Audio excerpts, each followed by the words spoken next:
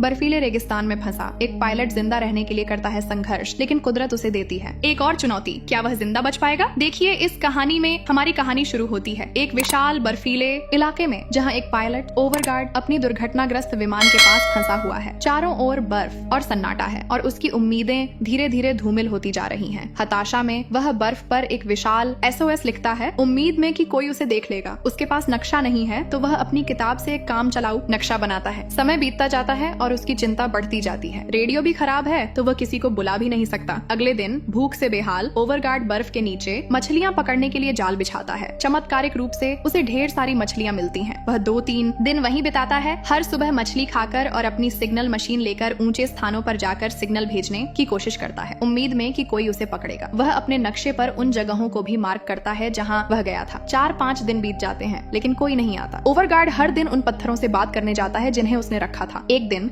जब वह अपने विमान में वापस आता है तो देखता है कि उसका बक्सा टूटा हुआ है और सारी मछलियां गायब हैं। चारों ओर देखने पर उसे कुछ नहीं मिलता, लेकिन फिर उसकी नजर अपने पैरों के पास पड़ती है और वह बर्फ पर बड़े बड़े पैरों के निशान देखता है। डर के मारे वह अपने विमान में वापस आ जाता है। अब उसे एक नहीं बल्कि 2 समस्याएं हैं। उसे न केवल ठंड और अकेलेपन से लड़ना है बल्कि उस रहस्यमय जानवर से भी दूर रहना है जिसके पैरों के निशान उसने देखे थे, कहीं वह उसे मार न डाले। अगले दिन वह सिग्नल मशीन लेकर पहाड़ों की ओर जाता है जहाँ उसे एक बर्फीली छोटी दिखती है। वह दूर है लेकिन वह छोटी भी उसे देखती है और दूसरी ओर जाने लगती है। ओवरगार्ड हर दिन अपनी मशीन से सिग्नल भेजता है लेकिन हरी बत्ती चमकती रहती है, जिसका मतलब है कि किसी को उसका सिग्नल नहीं मिला। वह हताश हो जाता है यह सोचकर कि वह यहाँ और कितने दिन रह पाएगा। तभी उसे दूर एक हेलीकॉप्टर दिखाई देता है। उसकी खुशी का ठिकाना नहीं रहता। वह चीखता है और आग जलाता है ताकि हेलीकॉप्टर उसे देख सके। उसकी योजना सफल होती है और हेलीकॉप्टर उसकी ओर आने लगता है। ओवरगार्ड खुशी से झूम उठता है, लेकिन तभी अचानक मौसम खराब होने लगता है। एक तूफान आ जाता है और हेलीकॉप्टर क्रैश हो जाता है। ओवरगार्ड टूट जाता है और मलबे की ओर भागता है। वहाँ पहुंचकर वह देखता है कि पायलट की मौत हो चुकी है, लेकिन एक यात्री, एक लड़की अभी भी जिंदा है, हालांकि बेहोश है और पेट में चोट लगी है। ओवरगार्ड पायलट को बाहर निकालता है और लड़की की जांच करता है। उसे मेडिकल बॉक्स मिलता है और वह लड़की के घावों पर दवा लगाता है। वह हेलीकॉप्टर का दरवाजा तोड़ता है और लड़की को उस पर बिठाकर अपने विमान तक खींचकर ले जाता है। विमान में होश आने पर लड़की पायलट के बारे में पूछती है। ओवरगार्ड उसे बताता है कि पायलट की मौत हो चुकी है। ये सुनकर लड़की फिर से बेहोश हो जाती है। ओवरगार्ड को अपना काम करना था, इसलिए वह जाने के बारे में सोचता है, लेकिन लड़की के लिए एक नोट छोड़ जाता है, चिंता मत करो, मैं थोड़ी देर में वापस आऊंगा। वह अपने विमान से निकलता है, हेलीकॉप्टर के पास वापस जाता है, पायलट को बर्फ में दफनाता है और प्रार्थना करता है। फिर वह हेलीकॉप्टर से सभी जरूरी चीजें, जिसमें एक तस्वीर भी मिलती है जिससे पता चलता है कि पायलट और लड़की पति पत्नी थे, एक स्लेज पर रखता है और वापस लौटता है। रास्ते में वह हेलीकॉप्टर पर एक संदेश लिखता है, यहाँ 2 लोग अभी भी जीवित हैं, ताकि अगर कोई और हेलीकॉप्टर आए तो उन्हें भी बचा सके। अपने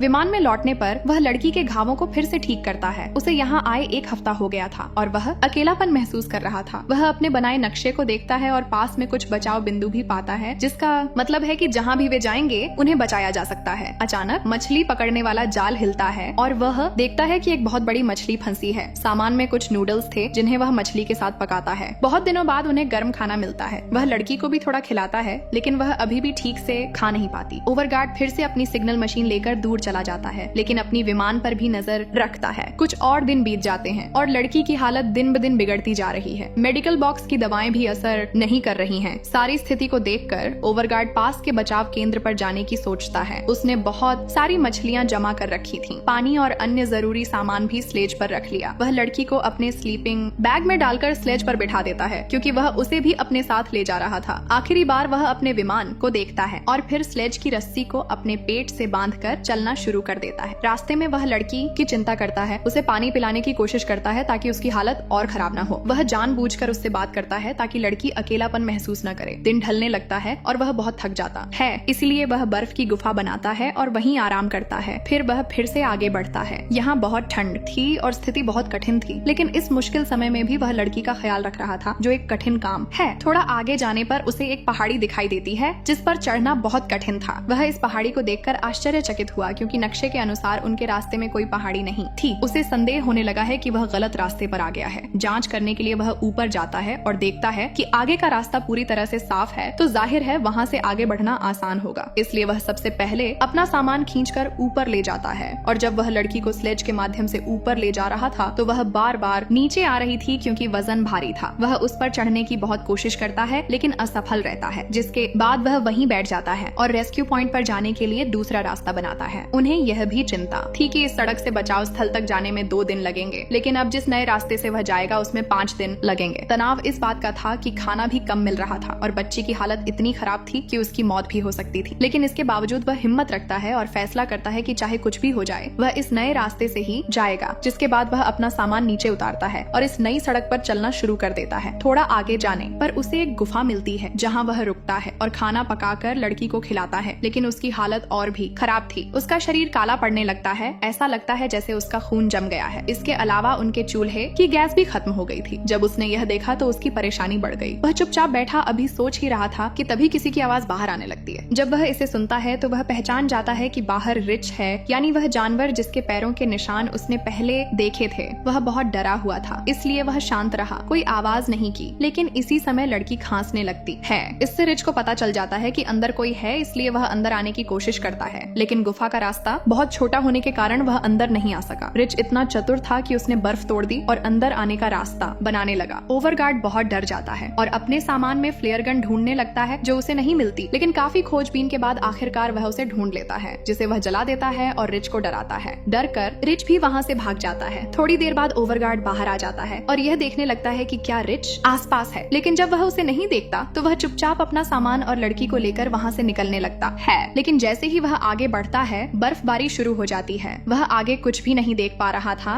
इसलिए वह आगे नहीं बढ़ पा रहा था। वह लड़की को स्लेज से नीचे खींचता है और स्लेज को अपने सामने रख लेता है। वह और लड़की उसके पीछे थे ताकि बर्फ उन पर न गिरे। फिर वह भी जाकर उस स्लीपिंग बैग में लेट जाता है जिसमें लड़की थी। फिर थोड़ी देर बाद जब तूफान थोड़ा थम जाता है तो वह उसे पानी देना शुरू करता है, लेकिन उसकी हालत इतनी खराब थी कि उसका मुंह नहीं खुला। अचानक उसे खांसी आती है, जिसके बाद उसके मुंह से खून निकलने लगता है। अब जब ओवरगार्ड उसके घाव को देखता है तो उसे पता चलता है कि लड़की को संक्रमण हो गया है। इससे लड़की फिर से बेहोश हो जाती है। थोड़ी देर बाद ओवरगार्ड को लगता है कि लड़की मर चुकी है, या फिर अगर वह नहीं भी मरती है तो भी वह कुछ समय में मर ही जाएगी। उसे आगे ले जाने का कोई मतलब नहीं होगा। इस वजह से ओवरगार्ड दुखी होता है, लेकिन वह क्या करता है, वह लड़की को वहीं छोड़ देता है और अकेला वहाँ से चला जाता है, क्योंकि अगर वह उसे अपने साथ ले जाता तो उसे बचाया नहीं जा सकता था, क्योंकि आसपास कोई अस्पताल नहीं था। थोड़ी दूर आगे जाने पर वह गड्ढे में गिर जाता है, जिसके कारण वह तुरंत बेहोश हो गया। अपनी यात्रा के दौरान उन्हें कई चोटें आईं। फिर जब उसे होश आता है तो वह देखता है कि उसका पैर कुछ पत्थरों में फंसा हुआ है। वह बार बार वहाँ से निकलने की कोशिश करता है, लेकिन पत्थर इतने भारी थे कि वह वहाँ से निकल नहीं सका। वह बहुत डर गया और रोने लगा। वह तुरंत समझ जाता है कि अब वह भी नहीं बचेगा, उसका मरने का समय भी निकट है।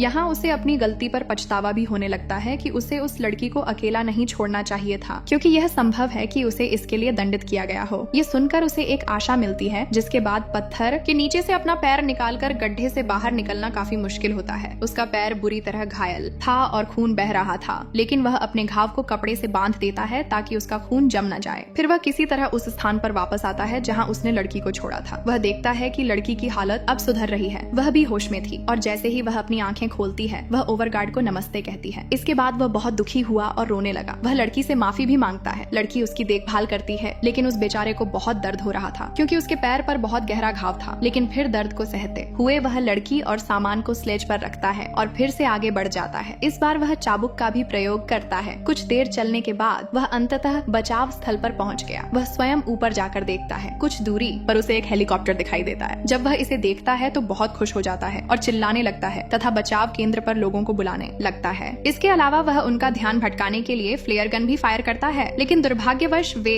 इस ओर कोई ध्यान नहीं देते। वह वहाँ से हेलीकॉप्टर लेने ही वाला था। अब यह देखकर ओवरगार्ड फ्लेयर गन की मदद से अपनी जैकेट जला लेता है ताकि वे इस बड़ी आग को देखकर उस पर ध्यान केंद्रित कर सकें, लेकिन इससे भी कोई मदद नहीं मिलती, क्योंकि हेलीकॉप्टर दूसरी दिशा में जाने लगता है। यह देख ओवरगार्ड की थोड़ी हिम्मत भी टूट जाती है। वह बहुत निराश हुआ, जिसके बाद वह लड़की का हाथ अपने हाथ में लेकर वहीं लेट जाता है। अब उसका सारा साहस जवाब दे चुका था, लेकिन फिर हम देखते हैं कि हेलीकॉप्टर उनके पीछे घूमने लगता है, जिसके बाद उन्हें तुरंत बचा लिया जाता है। यह कहानी हमें सिखाती है कि अगर हौसला बुलंद हो तो कहीं पर भी हिम्मत नहीं हारी जाती। अगर आपको यह कहानी पसंद आई तो कृपया हमारे चैनल को लाइक और सब्सक्राइब करना न भूलें।